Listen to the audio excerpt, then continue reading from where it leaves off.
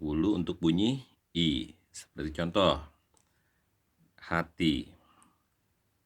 Kemudian sandangan suku seperti contoh, buku.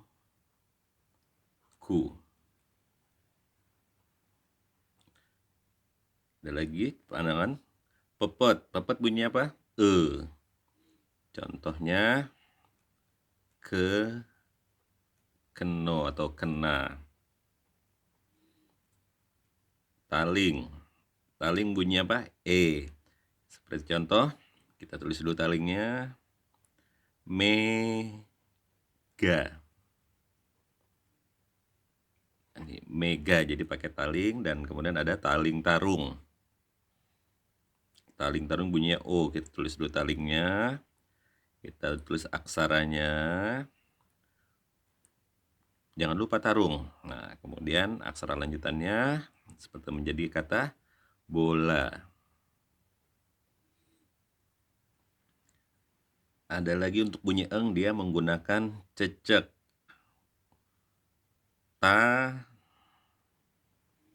Ini ceceknya di sini. Talang.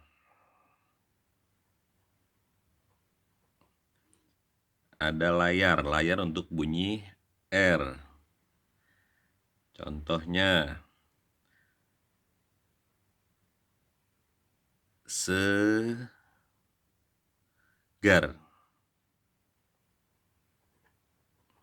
Setelah layar kita masih punya wigjan. Wigjan untuk bunyi H. Seperti contoh, ramah. Wigjan ini hampir sama dengan tarung ya, hanya dia ke bawah kakinya.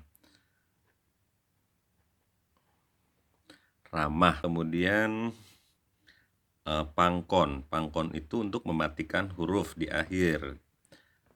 Contohnya, ini masih ingat aksara apa di sini?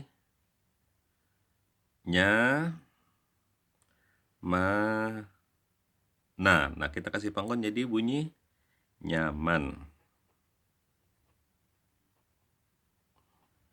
Pengkal dan cokro. Untuk pengkal kita membuat contoh Nadia.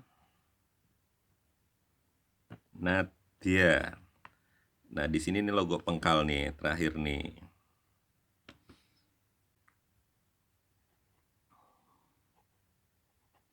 Nadia. Kemudian ada cokro. Cokro terbagi dua. Yang pertama cokro biasa. Kita kasih contoh.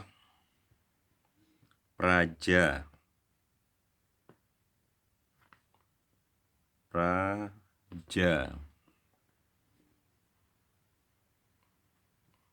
Kemudian ada cokro keret. Contohnya kremes. Cokro keret dia beda, dia ada seperti huruf kayak di sini. Kemudian kita kasih pepet, kemudian kita kasih pangkon. Jadi kremes. Nah, kremes seperti ini ya tulisannya.